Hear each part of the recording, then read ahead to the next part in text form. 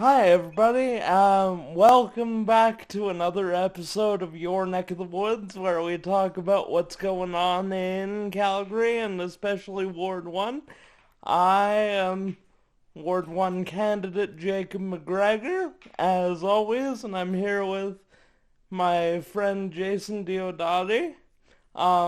Today we have another guest from Ward 11, Lauren Herschel. Do you want to introduce yourself, Lauren? Sure, thanks for having me. As you said, my name is Lauren. I have lived in Calgary for just about 15 years now. I'm originally from Ontario, and I am running in Ward 11. My background is fairly varied, although it's mostly marketing and communications and community engagement, but I've worked in real estate industry, not-for-profit. I worked for the Calgary Public Library for a while. I have experience in banking, so the whole gamut of all the things that you can do, except oil and gas. I have not worked in oil and gas, oddly enough, even Yeah, after a being little bit of here. everything except the thing that Calgary is most famous for. That's correct. But a lot of the industries I've worked in have obviously supported oil and gas companies, either through the buildings that they reside in or financial support, that sort of thing. So, I don't think you can, I don't think there's many jobs that you can have in Calgary that aren't at least somewhat connected to the oil and gas industry. I'd say that's pretty accurate. How about you, Jason? Absolutely. I mean, I was going to say you might not have worked for them directly, but you must have seen or must have experienced lots of the ebbs and flows, whether that be in marketing, communication, or even on that finance sector. So you don't have to work. I think I think I heard someone say you can't work in Alberta or specifically Calgary without some part of your life touching the oil and gas sector. 100%. So, speaking of ebbs and flows, we've gone through quite a long period of ebb here in Calgary. I think you'd agree. What would you say is the biggest challenge heading, we're facing in Calgary? For me, I would argue that in addition to the changing sort of economy, COVID sort of highlighted that working from home might be a little more viable than we thought it was, and it sort of changes how work is gonna happen in Calgary.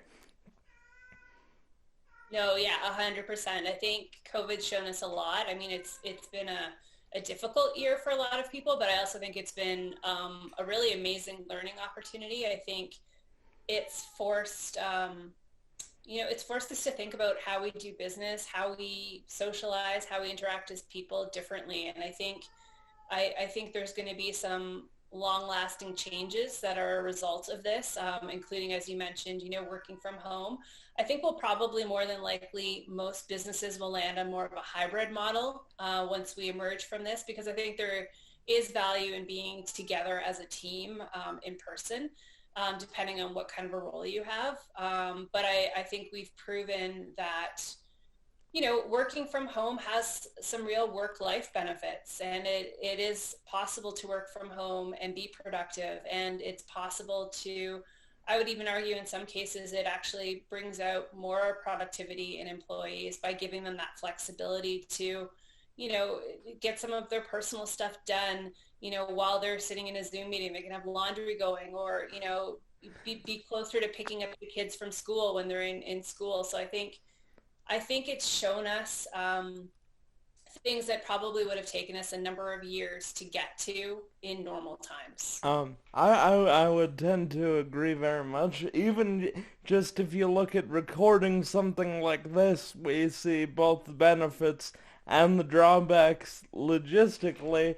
I'd love to have everybody sitting in the same room, just being able to talk, but at the same time, we're all able to have this conversation and potentially do some other tasks while recording this.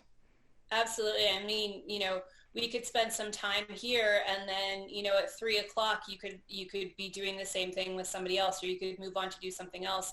Whereas if we were meeting in person, you've got to factor in travel time. Is that going to affect people's availability? So I know even just in my own experience, it's allowed me to, attend meetings, but then get back to actually doing the work a lot more quickly than, say, if I was in the office where, there's the chit chat after the meetings and, maybe you have to leave the building to go to a different location for another meeting. So it cuts out a lot of that downtime, which I guess it has its benefits and it also has its drawbacks. I mean, it doesn't always give you a chance to recharge between meetings or between tasks, but I think overall it's a positive. I Agreed. would have to say so, Jason. Yeah, absolutely. And I think, like you said, there's some drawbacks and some positives. And one of the big positives for me, I think, is just the less travel equals more safety.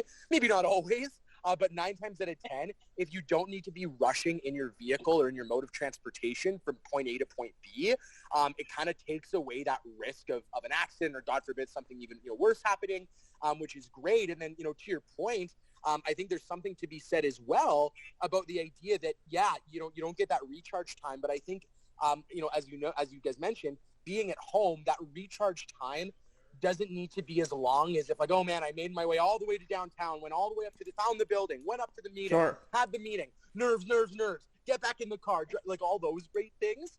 And so, no, I think there's some great benefits, and drawbacks too. But nonetheless, on that note, if I may, Jacob, I wanted to bring up one of the issues one of the things I'd love to talk about with you, Lauren. And it was kind of the same conversation or started the same way with the conversation we had with your fellow friendly other candidate or adversary for Ward 11, Courtney Brannigan.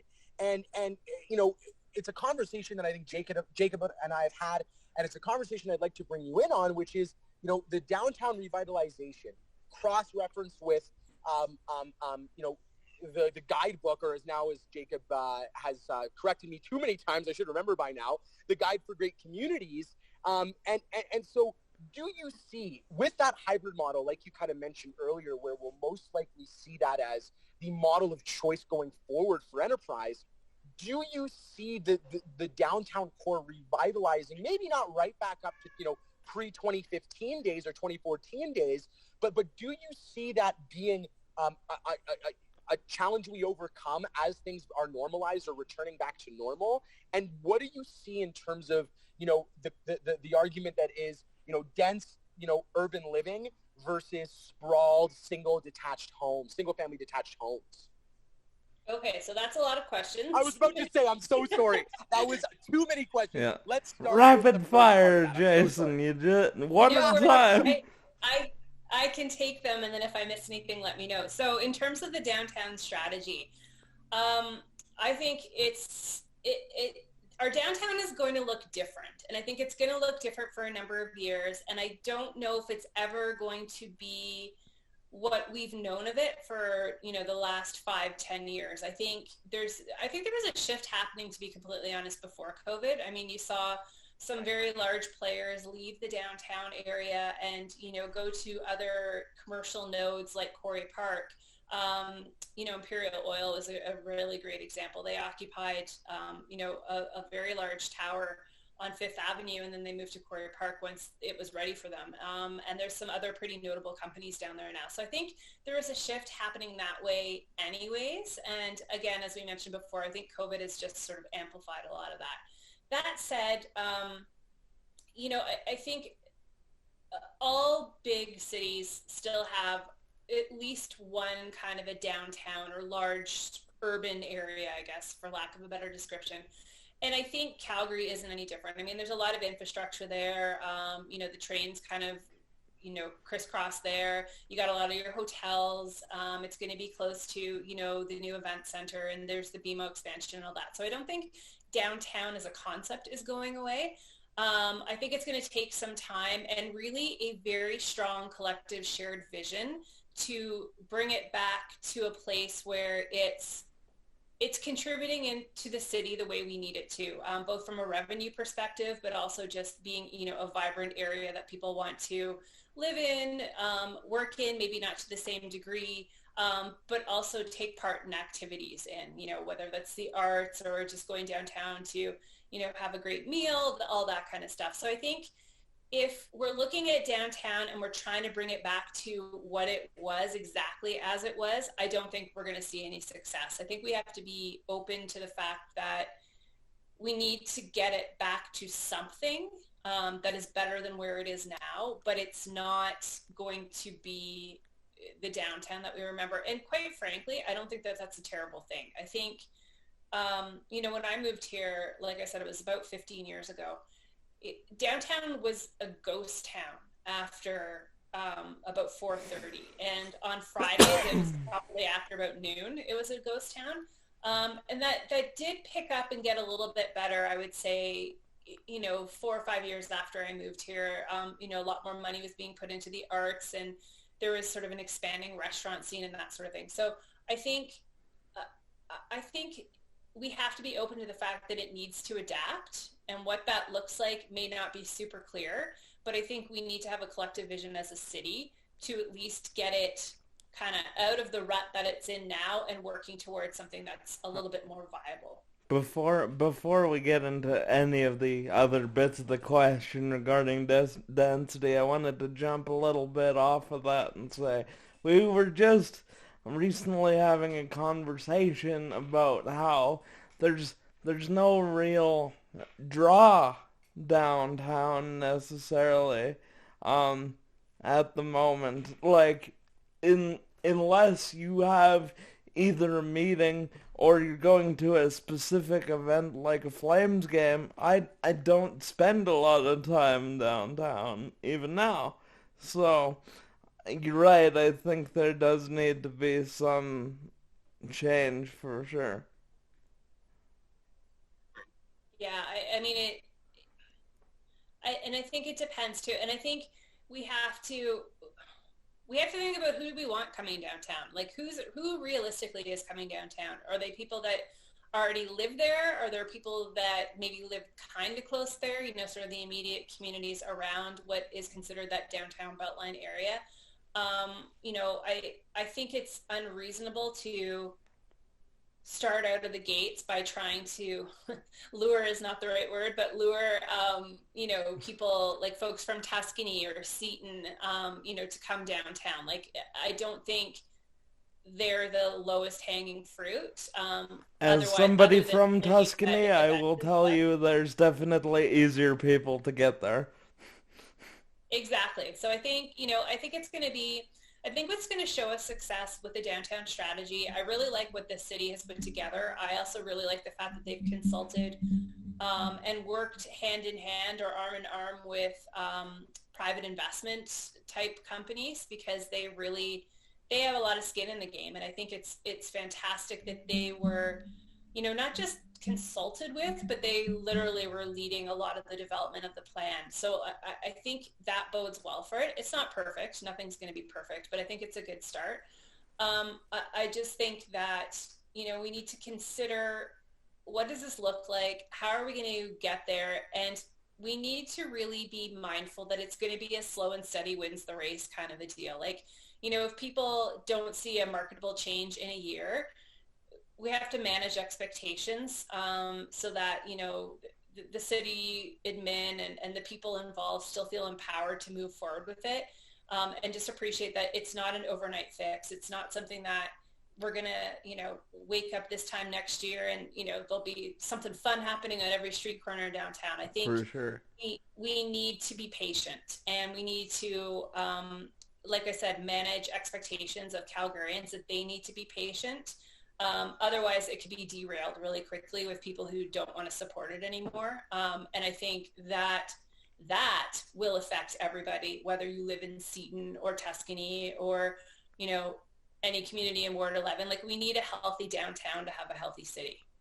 Going back to something you've said about consultation, that's been a bit of a hot button issue and a buzzword around Calgary these days, with the whole issue of the guidebook or the guide for local area planning. So, do you think the city right now is doing it good job consulting citizens?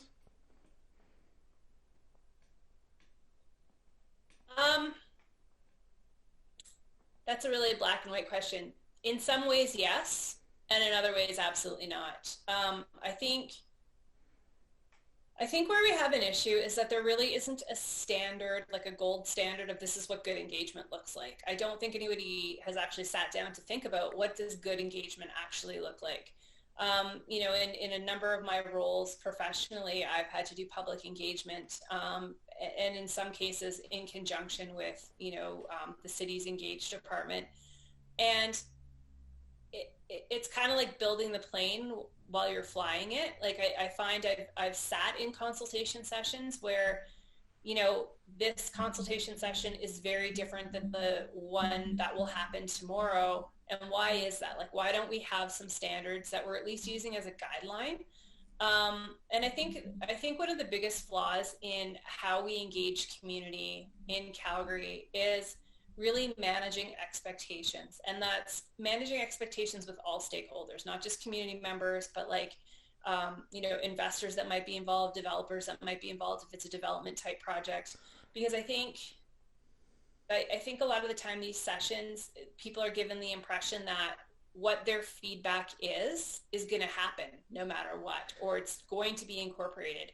And let's be realistic. You can't incorporate everybody's ideas because I might have an idea that's wildly different than your idea, and they actually conflict, right? And so, I've been to sessions where it's been promised that like all of our feedback will be taken into consideration. So I think that's one of the most fundamental problems that the city's engagement has. Well, and if we're really thinking about it, even if we try to do that and incorporate everybody's suggestions, which again you can't because they're wildly different, you'd end up with a too many cooks situation where this just isn't a functionally good project at the end of the day because we tried to go every direction at once and we weren't good in any one direction.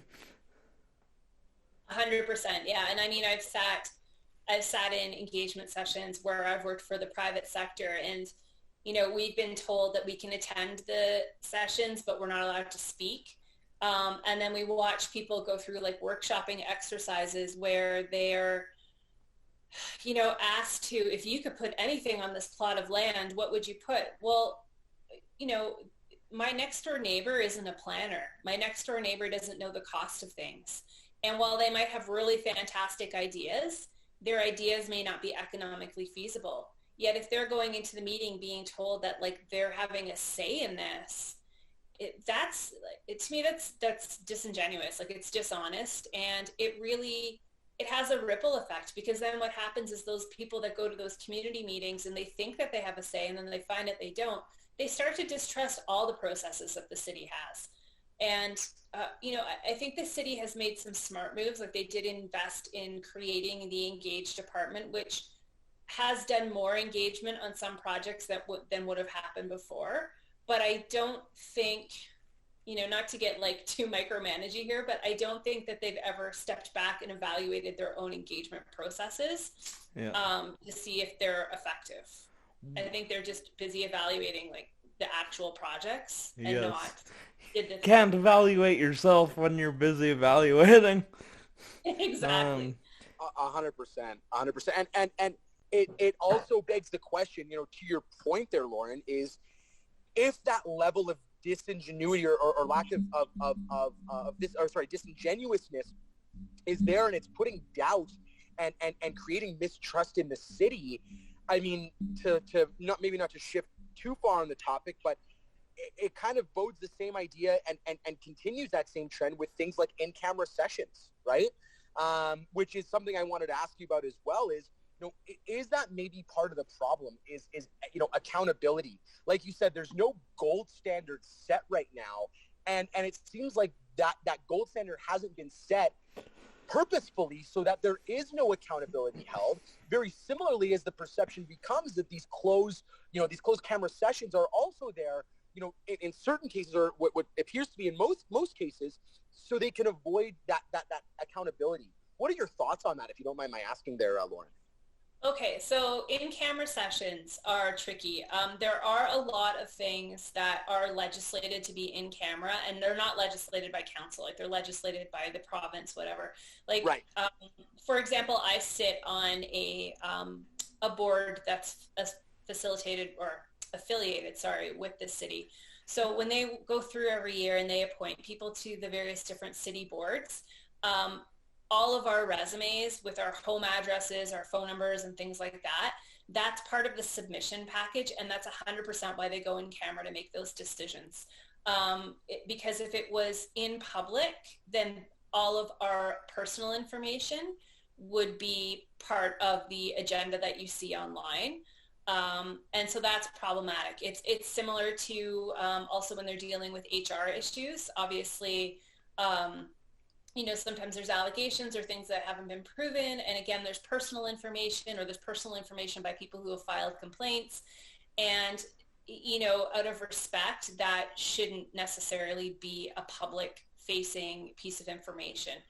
That said, I think sometimes there's a bit of a blanket where maybe they do need to go in camera for a portion of it, but then as soon as that portion is, on record, behind the scenes, and people have the information they need to know, the rest of the conversation that can be public facing should be. And I think sometimes they go in there, they start talking about one thing, they resolve a couple other things while they're at it, and then they come back and, decisions are made or voted on or whatever. So I think, we need to look at how that's being applied. I do value confidentiality. There's also some in-camera sessions that happen because of, maybe bids on contracts. And it is pretty standard practice even in the private sector. Like, you don't necessarily put your prices everywhere or what you've bid on something, because that affects competitive, marketplace stuff. But again, once things are decided on, or once they're moved,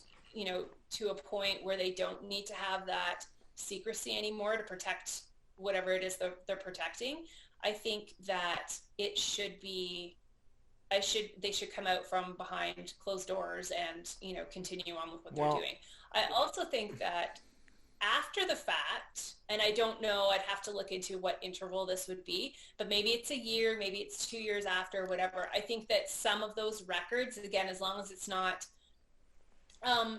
sharing private personal information, that some of that should be available, or a summary at least should be available, so people, like, I feel like they go behind the closed doors and we know nothing about what happened, when you could probably 100%. Do a summary that doesn't release any inappropriate information, but still gives people an idea of what was talked about, what objections there were, what decisions were made, like just very high level, like a book report. Like, you don't have to get into the nitty gritty, but just give us a high level idea of what happened, and, redact any information that has to be because it's private. Again, I think it's having some standards and really making sure that the public understands those standards, because I see people being quite critical of council for going behind closed doors on matters where they 100% should be behind closed doors. So right. We need to do a better job of helping people understand the why. And, then we can debate whether or not the why is right, but at least having people understand we went into camera because we were talking about HR issues that would have released people's home addresses, and most reasonable people would be like, oh yeah, that totally makes sense. Right? But nobody knows that. Instead, they just let the drama happen. And again, I think that leads to the mistrust, because it's allowed to kind of fester when really it isn't as negative as what people are being led to believe. Does that make sense? Absolutely. You end up in a lot of cases where a vacuum of information is filled with the worst possible scenario by people. But you're very much right. I sit in a very similar position on a lot of this, where you obviously can't be releasing personal information, and a lot of times doesn't work to negotiate bids or contracts in public, but once you deal with the things that need to be behind closed doors, and you should absolutely clarify the why, we need to bring more of the other stuff out into the light again, I think. Well, and just like we were talking about, Jacob, with Ward 12 candidate Mike Lavallee, that's exactly the issue, is that there seems to be this very secretive, and again, very much to your point, I appreciate you bringing that up, Lauren, is, when we're talking about, biddings or contracts and bidding on contracts and confidentiality in people's personal information, which I'd like to touch on more with, we'll keep the abbreviation of KJJ, but we'll talk about that later. There is something to be said about letting the public know as to why it was closed session and maybe the general gist as to what was discussed. Because, like I was saying with Mr. Lavallee, was the idea that this lack of transparency creates gaps in the information, which, again, and I said to Mike the same thing, I'm not trying to demonize the media here. I think that given the circumstances, it's a very difficult job, especially now. But it gives the media the opportunity to fill in those blanks, which unfortunately isn't always accurate, which then creates even more distrust and spreads dissent among citizens and constituents, and just leads to not great scenarios across the board, right? 100%, yeah. So, and go ahead, Jacob. So we obviously, and I'll let you make that point first, Jason, but just to let you know where I'm kind of going, you can't talk about Ward 11 without talking about your rather famous or infamous, depending on where you stand, mayoral candidate, Jeromy Farkas. And I'm not going to put you on the spot saying good or bad about Jeromy, but I just wanted to kind of get a sense of where you might say you're similar and where you're different. From Jeromy Farkas? Yeah. Well, That's why I had to laugh. I love that reaction. Well, let me start. So I will preface this by saying that I really don't like comparing myself to other people, because I recognize I am a unique individual. I think I bring a lot to the table. Some things that other people do bring, and then some things that people don't. And I think in today's world, when we're very quick to pigeonhole people, I think it's sometimes irresponsible to say, hey, I'm just like this person. Like, are you just like them because they're good at writing? Are you just like them because you agree with all of their policies? Like, I think that's challenging, right? But that said, I'll tell you what I like about what Jeromy has done, and then maybe what I like less. So I think he's been good at questioning, why are we doing it? Like, why are we doing this particular thing? Why are we doing it this way? I think that's important to do. I think it's important to understand how things got to be the way they are, good and bad. I think it's important to understand, how things work, like what's the policy, what's the process, who does what, how do we get from A to B kind of thing. Because I think if you don't understand that, it's very difficult to make changes. Yes. I think he's been good at, putting those questions out there. I think where he has fallen short is, okay, you get people riled up, you get people wanting to have things be changed, but then you don't offer a solution for that change. His solution is very often to just question things on the road to saying no, and on the road to saying we shouldn't do that. And I'm not saying you need to say yes to everything, but I think, if something isn't working one way, that doesn't mean that the end outcome that we're looking for, we shouldn't have. I think you need to be able to problem solve, and you need to be able to, there's nothing worse than people, and I'm sure we've all had these coworkers where, they complain about everything, but they don't offer any suggestion on how you could do it differently. And I think it's super important that we do that, especially right now, because, we're at a time where we could really seize what's going on in the world and really make some exciting, positive change in Calgary. And that doesn't come from saying no. That doesn't come from saying we can't do this, we shouldn't do this, it's impossible. It comes from being creative. It comes from, looking for ways to do things in a new way.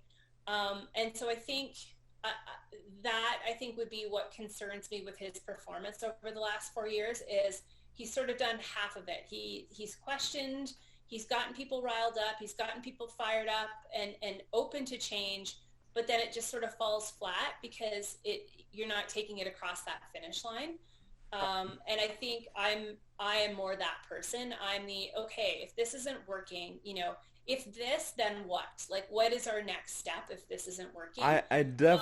I definitely appreciate that answer, and thank you very much, because I know that's a difficult line of conversation when you're asked to maybe compare yourself to somebody else where you're not entirely coming from the same place, or where even when you have a lot in common, like you said, you're still very different individual people. So I appreciate your candor and your ability to answer that. So thank you very much for that. Because I know myself, while I would like to draw and have drawn a differences between myself and our current councillor, Ward Sutherland, you want to strike that balance between showing what you want to do versus where you think they might be falling short. Yeah, and I think for me, I think it's important to highlight. I think one skill set I have that Jeromy does not have, and I don't even think he would argue with this. Well, he probably would, but I'm very good at working with other people. I've worked in industries where I'm not everybody's cup of tea, and I 100% appreciate that, but I can work shoulder to shoulder with people to get to our common shared end goal. And I don't think we have the time, nor can we afford to continue on down this path where things are so divisive and so, where we're tearing down other people's ideas just to push ours up there. When you treat, running a city like a team sport where it's, blue team versus red team or whatever, or, pick a color, and you're basically just trying to undo what the other team is doing, no one wins. Like, you're not winning, they're not winning. And that's been very frustrating to me. I'm not going to say that that's 100%, Jeromy Farkas is doing, but he certainly has played into that. And I think we are better than that, and we can do better than that. And, my first foray into the working world was the restaurant industry. And I 100% believe if you can work in the restaurant industry, you can work in any industry.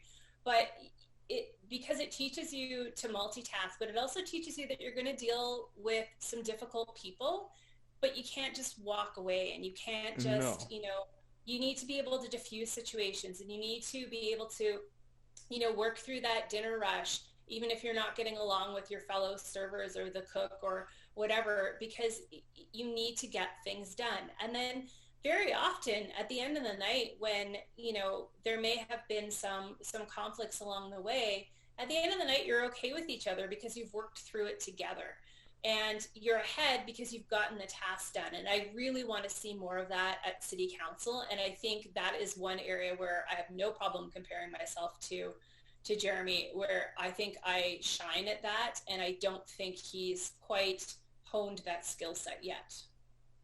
And I think it lends to I agree with you, Lauren, and I think that, on a larger scale, it seems like, and maybe it's because of my personal exposure with the exposure of technology now, of information now with all the technology, but it seems as though this particular council seems to play into politicking a bit more than what at least I've seen out of other cities, but even from the past regime, for lack of a better term, of council. And it's something that, like you said, if one team's goal, if we're approaching this as a team sport where it's team A versus team B or red versus blue, and the goal of each other is to tear down the other's ideas, we have nothing at the end of the day. And not to beat this drum continuously and ruin the skin, but Jacob and I have talked about that so many times, where as much as we can all recognize that council, at least I believe, council is working at the same goals that we, all three of us, have in this forum, which is to improve and make Calgary the best Calgary it can be. I think it's time for some new faces, and I think you've mentioned this in your platform as well, Lauren, where it's time for new faces and time for new ideas, where I think politicking and using media and using those tactics of tearing down the quote unquote the other side is not utilized, and respected, and working on the merits of ideas and working as a team is first and foremost on everyone's list. I was just gonna say, Jason, we could almost change the name of the show to Collaboration, because that's how much that idea has come up in us recording these episodes. I don't think there's been one person on here that's been like, oh yeah, council's just singing Kumbaya every day. Yeah. Absolutely.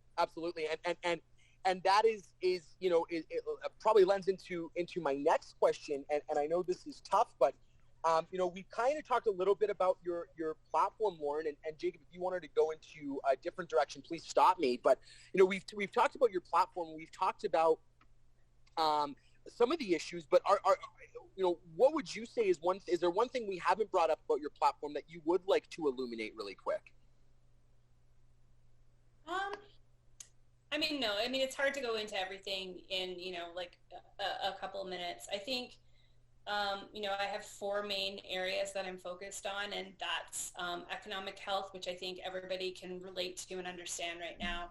I think I also have affordability, so that's making sure that we're a city where people can live. That doesn't mean that we throw up apartment buildings everywhere and everything is, we somehow make, housing super subsidized. I don't even know what the solution would be to that. It just means that, we need to have choice, and we need to be able to afford our taxes, and we need to be able to afford the things that we expect from the city. So that's another focus for me. That's probably a longer game. And then accountability is huge to me, and I think we've touched on a lot of that. Just being more transparent with information. But to me, I'm a communicator, and, my mom was a kindergarten teacher, so I've grown up in the education world. I'm 100% a believer that, when you give people information and you give it to them in a way that, is easy to understand, using clear language, and you're open and honest about things, even the things that aren't so pretty, I think you move ahead as a collective, community a lot more easily. I think the lack of information has led to a lot of misinformation spreading like wildfire. And I think, as a counselor, I believe I would need to do a better job of helping people have access to the information that they need, and making sure they understand how things work, and making sure they understand how I arrived at a decision that I arrived at. I think very often, people vote, and I see counselors being slammed for how they voted, but if you dig deep, you kind of have a good idea of why they voted that way. And even if you still don't agree with them, you can respect it a little bit more. And I think we need more of that. And I think, why don't we trust our neighbors with information in terms of how we run the city or how we implement certain programs? Like, why do we think that people don't care or don't understand? Because I think they do. I think they've just been shut out for so long that they're disengaged. And I think people are we're such a smart city. I mean, the brain power that's in this city, and the education, and the adaptability that's in this city, I think most people in Calgary would 100% understand how things work if they were given the opportunity to have the information to learn it. So to Exactly. me, that's super important. And then, um, yeah, so those are really my main kind of areas of focus. And I guess the fourth one is also important, but that's just overall investing in our future. I think there's a huge difference between spending and investing. Investing Yep. typically has a return on investment. Spending is me buying a pizza on a Friday night, which is totally great, and it's totally understandable that sometimes you want to have a pizza on a Friday night. But if I don't have the money for a pizza and I buy pizza anyways, like there's some issues with that. That said, if my roof needs replacing and I put money into my home with replacing my roof or replacing the siding or whatever, that's investing. That's investing in, the largest investment I will make in my life. And that's not spending. Like it's different. And yeah, sometimes you may not have money, to fix the roof, but you find a way to do it because you You value need to. you value the future of your home. And I think the city, maybe there isn't a direct comparison, but I think we can't lose sight of our future just because we're working on what's going on right now, because we will miss opportunities. There's an opportunity cost to not doing things. And so again, that's not writing a blank check to do stuff, but I think we need to keep our eye, what do we need 5 years from now? What do we need 10 years from now? What do we need 20 years from now? And make sure that, we're not forgetting anything, so that we don't wake up one day and go, oh crap, like why didn't anybody ever think to put, I don't know, but to renovate this building that's now falling down, that's going to cost us twice as much to put a new one up. Like, Yeah. that's a terrible example, but No, I know what you mean. I think we need to invest in our future. And I think that that's important to me because I've lived in places where they've done things as an afterthought, especially major infrastructure projects. And it's so disruptive. It's like 5 times the cost. And again, it leads to that distrust and that unhappiness with the local government when people, their day-to-day lives are being disrupted with something that would have been, 50% easier 20 years before when there's less population, et cetera, et cetera. So I think that that's super critical for us to keep an eye on as well. Just to again bounce off of you, I completely agree on the idea of better communication, and that's honestly one of the main reasons I started this project with Jason when I wanted to run for council, is because the not just the amount but the methods of communication aren't really modernizing with the demographics, so fewer and fewer people are, say, reading physical war newsletters that we get in the mail, whereas through something like this, it's a lot easier to disseminate information widely. And I think you're right. People don't get enough credit. If you tell them what's going on, they're usually gonna understand and figure it out. Um, and then with regards to, like, looking to the future, absolutely.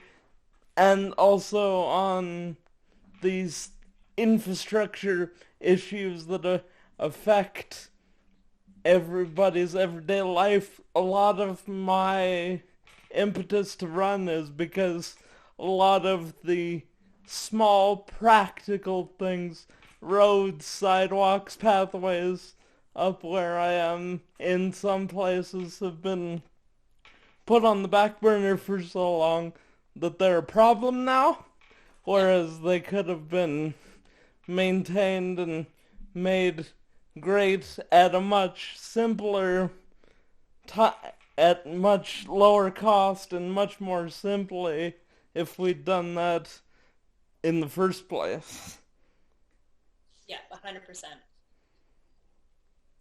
I completely agree. Absolutely. And Jacob and I were having this conversation around the is it going to come up in every chat, do you think, Jacob?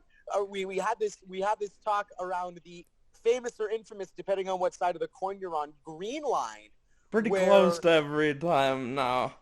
I was Yeah. about to say where the question becomes, and it's I wouldn't go as far as to say we had a debate, but it was a back and forth Jacob and I had on a couple weeks back episode. I think it was 2 weeks ago, I think, on the episode where, it was a question of, okay, will we expect a big boom back to using transportation? And if we do, or if we don't, we need to move forward on that basis, but also keeping in mind that, as we all know, the longer we wait for these big, massive, especially the biggest project in our city's history in terms of funding, federally and provincially, the Green Line project, the longer that we wait, the price goes up. That, I think, I would argue, is an inevitability.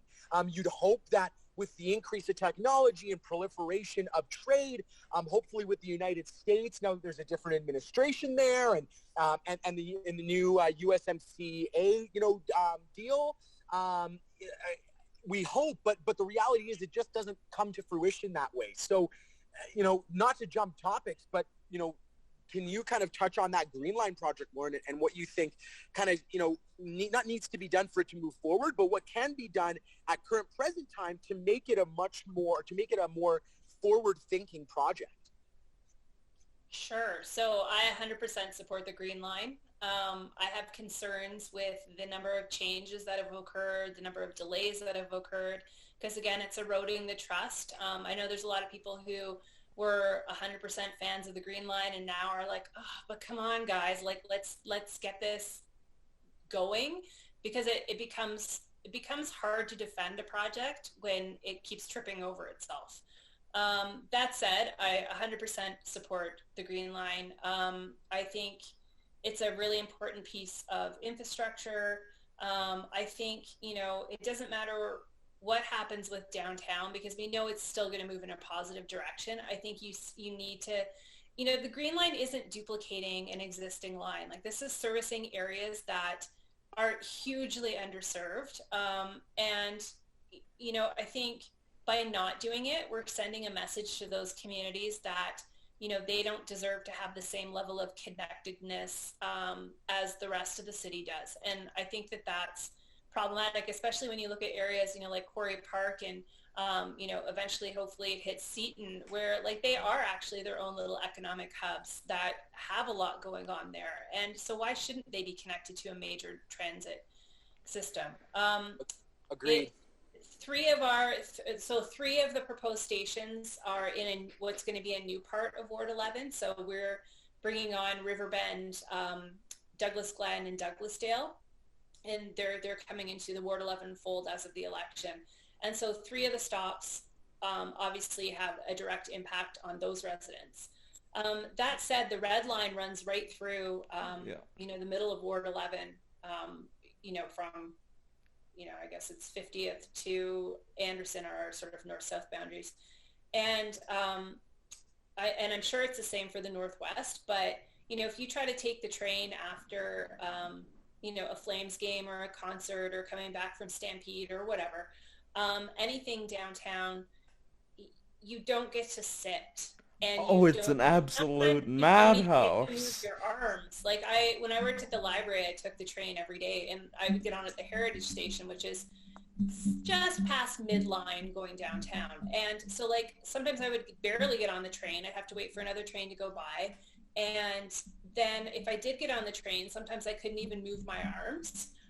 You're basically just wedged in there. I'm doing an impersonation right now that you can't see, but you're sort of wedged in there like a penguin. You can't it's like I might as well not have arms.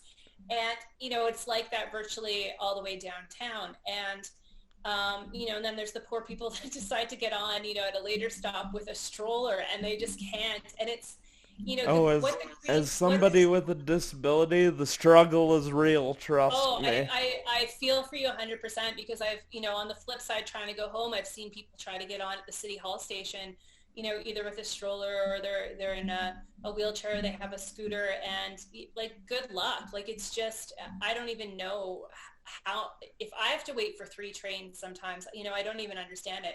But so what the Green Line will do is it'll take a lot of pressure off the red line. Will it make it perfect? No. But right now we have so many people that drive from areas that are not, on an easy bus route to the red line. or an easy bus route to otherwise get downtown or wherever it is they're going, or, cut through downtown and they're going to a university. So like, to me, we need to look at that ripple effect, and because it's going to be taking that pressure off of the red line, which makes transit a heck of a lot more appealing for people who live in the Ward 11 communities on this side. Like, I know a number of people that, if given the opportunity to drive, they will, because then that way they're not having to fight to get on a train every morning. Like, who wants to do that, right? So I think that that's super important. And then I guess the last point I'll make is, I alluded to it earlier. So I went to York University for a while, and a long while actually, and Nice. It wasn't connected to the subway line, and it finally got connected, I believe 2 years ago, maybe 3. I think it was 2017, like right around Christmas time. They have been talking about connecting it to the subway line since 1980. So actually probably a little bit before that, but strongly talking about it, like where it was actually debated and there was, plans drawn up and then, vetoed and all that sort of stuff. So they've been actively talking about it since like 1980, 1981. And they, finally got access to it in 2017. So when I went there, because I'm old, it was still a dream. It was actively being talked about. But I lived near campus, so I was fortunate. And York is a real commuter university. Like, they really want people to sort of live in the GTA and take, the GO train in or whatever. So transit is hugely important, yet it didn't attach to a train line. Yeah. And the train line wasn't that far away. Like, we're not talking like halfway across the city. We're talking like by car, maybe a 10-minute drive, not even. So if I wanted to go somewhere from school within, sort of West Toronto, which God forbid I even wanted to go further, like Scarborough or something. But anyways, I remember I went to go visit my grandpa, who was in a care facility at that time, and he was quite ill, and I wanted to go support my grandma who was visiting. And it took me 2 buses, then a subway, and then another bus during normal hours. God love the TTC, man. And like, that's crazy. But really, it would not be any different if I lived, in Quarry Park and was wanting to go visit, a grandparent in, one of those hospice or care facilities that's, in and around Kensington there. Like, it really wouldn't be any different. And yet it's a 15, 20-minute drive, right? So I think, and to sort of finish off that point, I was actually looking at some numbers the other day. It cost them 5 times what they thought it was going to cost them. We're not even going to go back to 1980, but what it was going to cost them in 2001, it cost them 5 times that amount in 2017. So it's, wow. So it's interesting you mentioned the subway, because that sort of gets to another bit of the whole Green Line issue, and that's, do you go over the river? Do we have underground stations? There's the flooding issue. Where do you stand on this? Well, I'm not an engineer. I think we've established that. I'm not a designer. And so I really don't want to weigh in too heavily on that. I mean, obviously cost is a factor. And, I don't know. I mean, there's pros and cons to both. Like, obviously when it's above ground, it's a little bit more of an eyesore. When it's below ground, we don't have a significant number of tunnels in Calgary. Yeah. And so we would 100% need to invest in outside expertise on that one. But it does make me a little leery. I'm not, no offense to the wonderful engineers and road workers that we have here, but I'm not sure that tunnels are our strength. So we're pretty good at bridges though, but tunnels, I'm not so sure. And do we want our sort of one of our first major tunnels to go under a river that's prone to flooding? Well, I don't know. But again, I'm not an engineer. To get back to the TTC, I'm always a little leery about having underground sort of subway style stations as somebody with a disability, because the accessibility just isn't there when I've visited cities like Toronto and Montreal.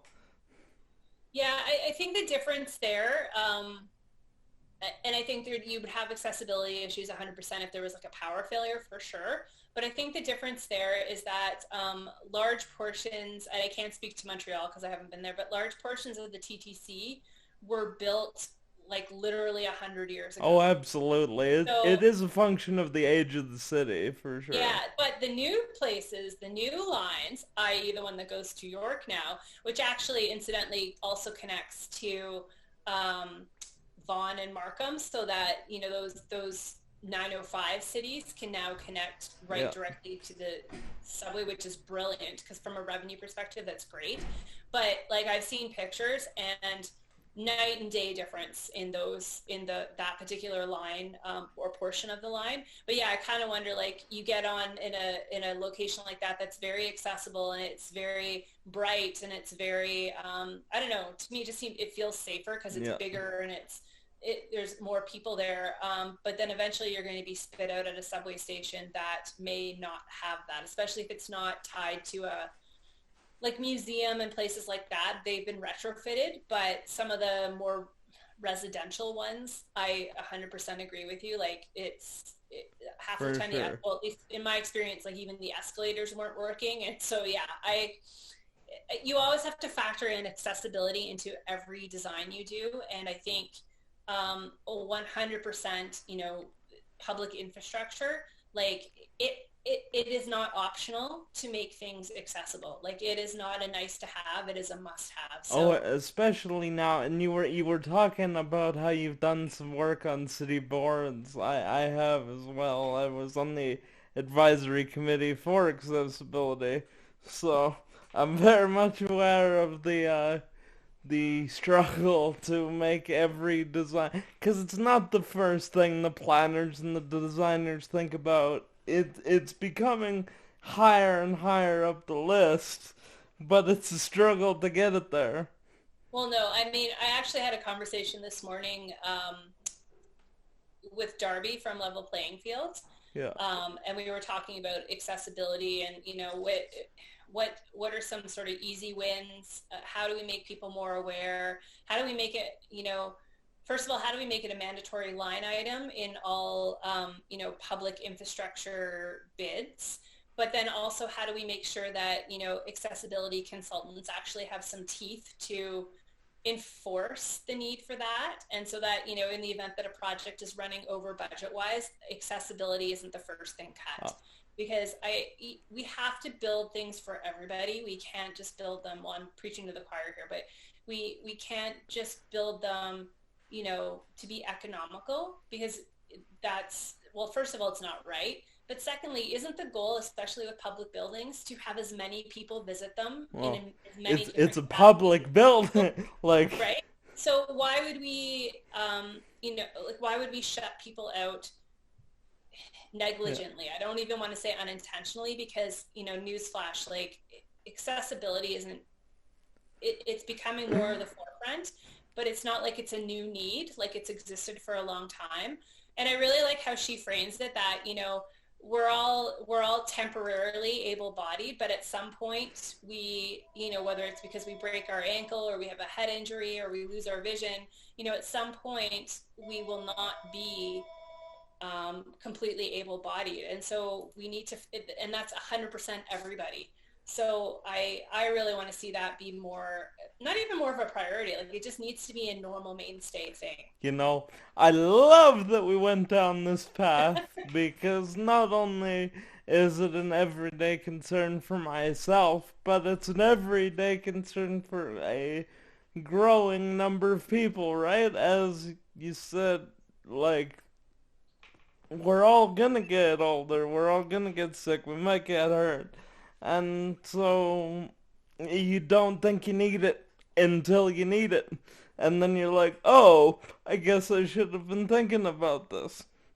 Yeah, yeah, and I think, I mean, we're not always going to get it right, because I think a lot of it, a lot of empathy comes from lived experience or having somebody close to you, face certain barriers. But like, super quick example, they had a water project right outside my house in December go wrong, and we lost water for almost 2 days. And so they brought their little water wagons out, and they put one, I live in a townhouse complex, so they put one kind of directly across from my house in the parking lot. Um, and, COVID signs all over it telling you to wash your hands before using it, but I'm not sure how we were supposed to do that because we didn't have water.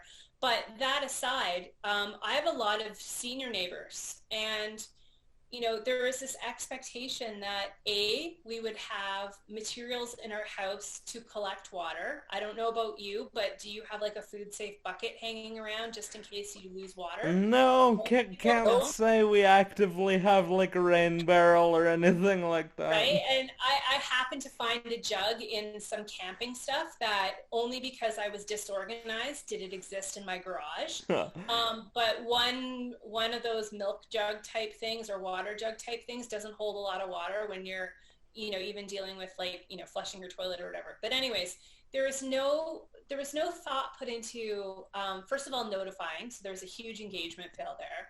Secondly, though, making sure that people like my senior neighbors had the ability, like I am relatively able-bodied, and it was, like I said, pretty much in front of my house.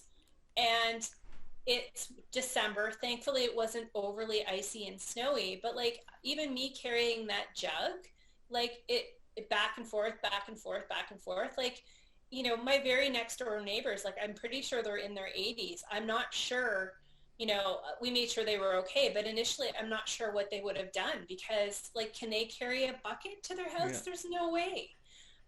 So I think, I don't think accessibility matters just in how we build infrastructure, but I think it also matters in how we deal with like the day-to-day disruptions that might happen or, those sorts of things, because it really highlighted for me that, water is a necessity. Like water is 100% you need it. And we didn't know when it was coming back on. So we couldn't even say, well, we'll just have to sort of soldier it out until 10 tomorrow morning or whatever. We didn't know. And the fact that nobody considered, there was a number you could call if you had difficulty getting water, and it was 311. So can you imagine calling 311 at 11 p.m. because you really need water for your baby or, whatever, and thinking like, is someone really going to come out and help you at midnight? So right. I also have a sort of combo platter infrastructure 311 accessibility example real fast, and that was a couple of years ago. They're doing some kind of sidewalk repair in front of our house, and they had to cut into the sidewalk with some kind of circular saw, and I don't know what happened, but the saw blade ended up getting stuck in the sidewalk, and it was right in front of my house, blocking the way. So we had this giant sharp saw blade in the middle of the sidewalk, and we called 311 and made our report, and it took a couple of weeks, and they ended up putting some cones around it, and then at the end of the day, the fire department had to actually come and knock this thing out with a sledgehammer a couple of weeks later. So that's just a wacky bit of failure on so many fronts that the city could be doing better. Right, and I mean, okay, so you waited a couple of weeks, all the inconvenience that one goes through in a couple of weeks. Also, again, not having that certainty in terms of when it would be dealt with, because I think that helps sometimes too, if you can say, hey, you know what, at the very least, we're going to take care of this by Sunday. But if it was going to be a problem for 2 weeks, like they could have called the fire department in the first couple of days and just been like, hey, fire department, when you have a chance in the next day, because they will have a chance in the next day, can you come and deal with this? But instead, you and everybody around you had to deal with a disruption, not knowing when it would be fixed, probably feeling like you don't really matter all that much because it's not, it's not being addressed, only to basically have the solution be something that could have happened 2 weeks ago. Oh, exactly.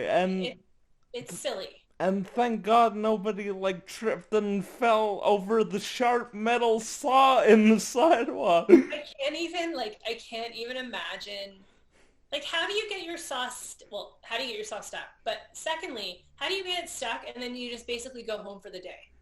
Yeah, literally. Like, Yeah, I why? don't know what the thought process was there, but yeah. Granted, my water guys did the same thing. They basically had a pipe explode. They were doing routine maintenance, which I'm 100% for. We need to, we need to fix aging infrastructure. My community is 50 years old. Totally 100% support and understand that.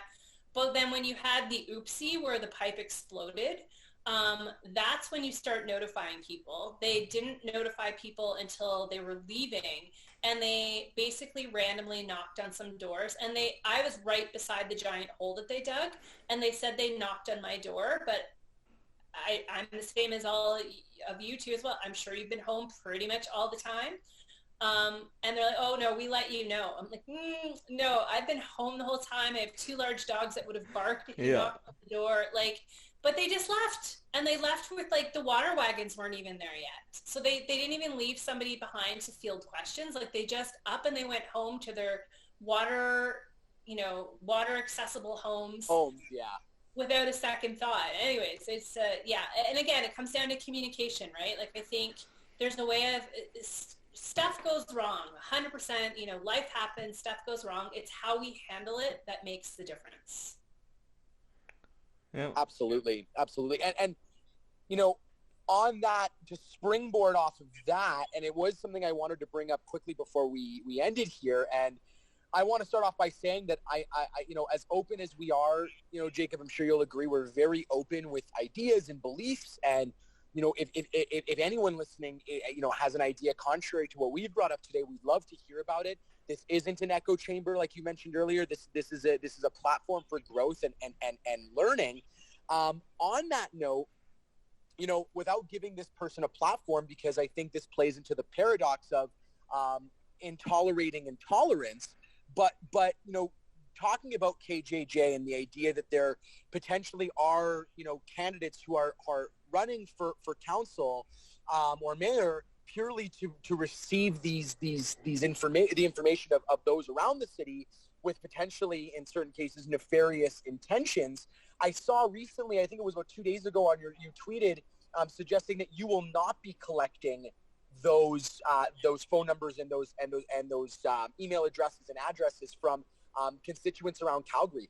Can without, again, lending a platform to somebody who I believe is spreading intolerance and should not have a platform. Can you touch on that at all? Sure. So yeah, I think what I said is, if it means protecting people, I'm okay with not getting the list. That said, to be completely honest, this isn't the first kind of eyebrow raise I've had towards some of the information sharing that goes on, quite legitimately, where again, I don't think people have thought things through. So as you did, I had to get the 100 signatures of people. Yeah. And yeah, they're not made public, but you could go in and you could ask to see my signatures. You have every right to do that. And any citizen or media has the right to do that. They're not allowed to take pictures. Like, it basically goes in their head, or they can write stuff down or whatever. So I get that there's some protection there. But like, that has my home address on it. Oh, And, exactly. like, that is my home address. Like, everybody has different sort of living situations and different levels of security on their home. But, do I need to worry down the road if elected and somebody doesn't like something, that I've said or that I've done, that they can basically just go and request to look at my signatures and get my home address? Like, I'm sure there's other ways they could get it anyways, but really, should the city be the first place that they get it? Like, it just seems, it's concerning. On one hand, we are so careful with people's information in some ways. For example, when a new councillor starts, they have to rebuild their email list, because they can't just take over the old one, because it's against all the can spam things, because you haven't specifically given the new councillor permission. You gave the old councillor permission to have your email.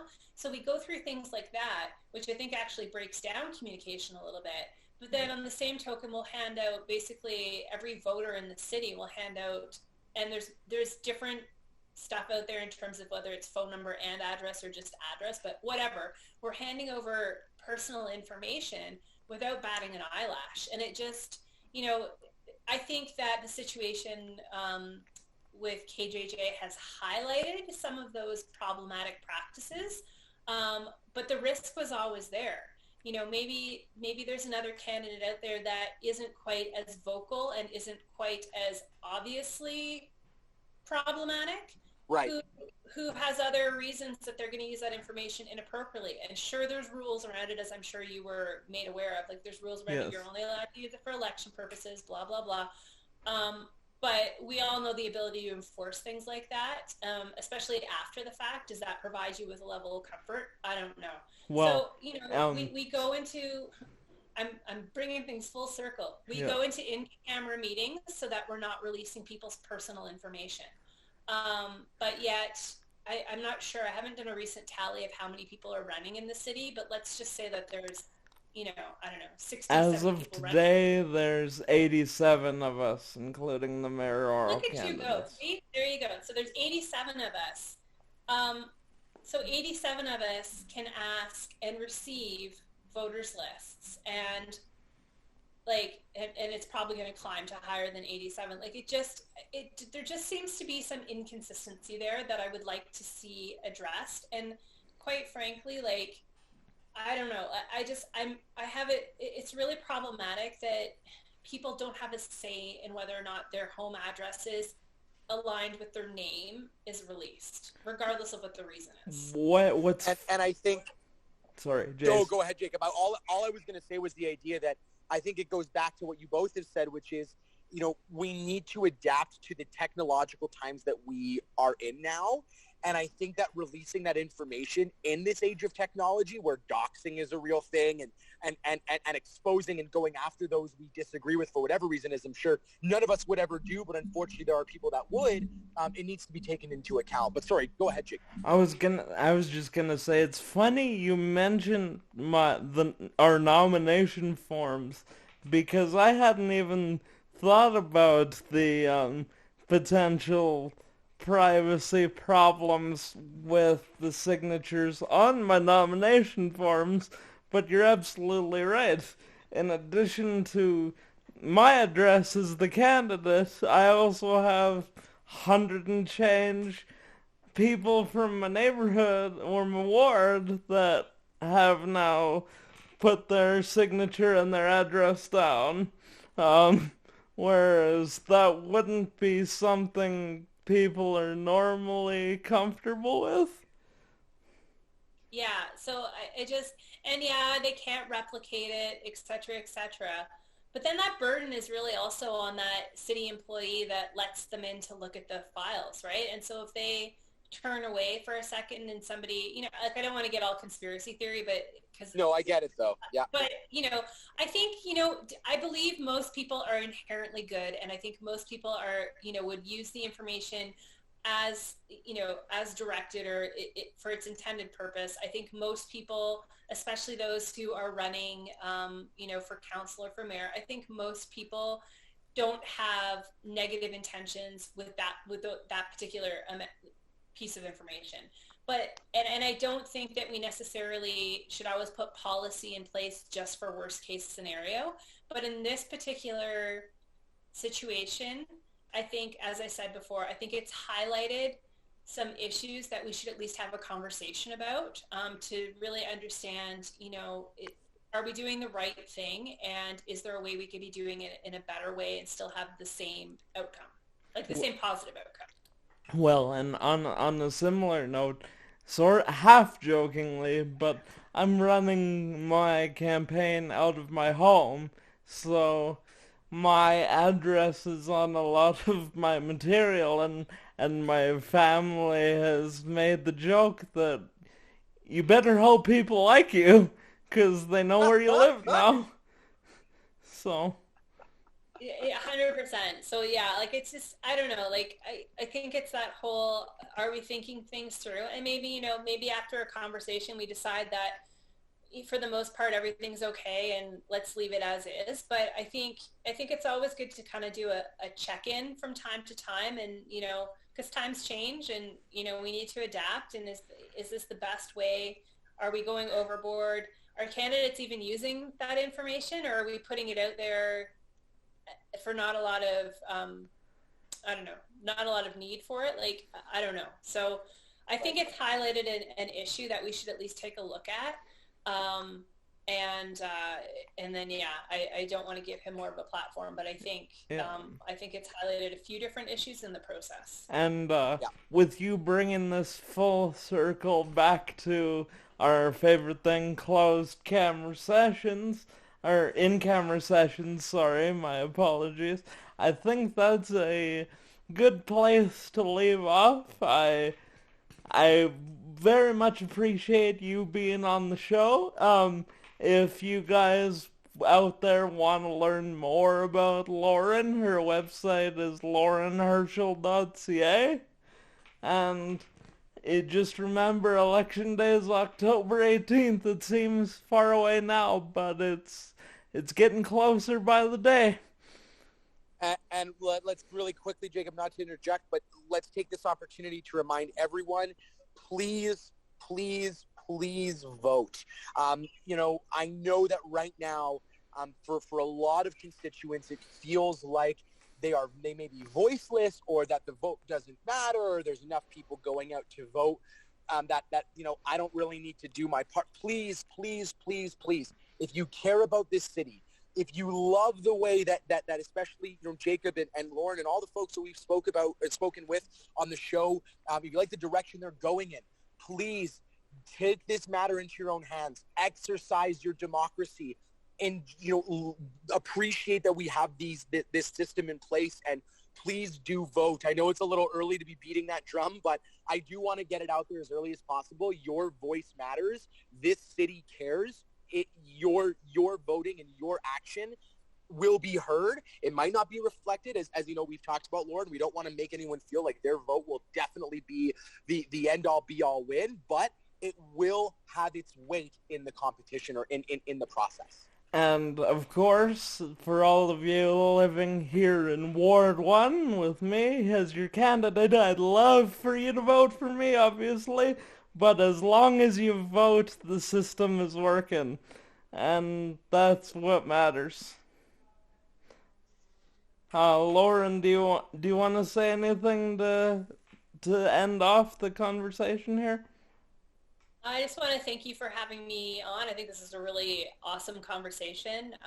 You know, I learned a couple of different perspectives, which is super important. And I just appreciate you giving, you know, people the opportunity to have these conversations. I think that's how we're going to get better, is, you know, combining ideas and getting to know each other, and, you know, really having not necessarily like-minded, exactly minded people, but just have people who are like-minded in the sense that they really care about Calgary come together, you know, and make some plans and share some ideas. Oh, absolutely. And knock on wood, 15 out of the 87 of us are going to be co-workers, so we should really be talking.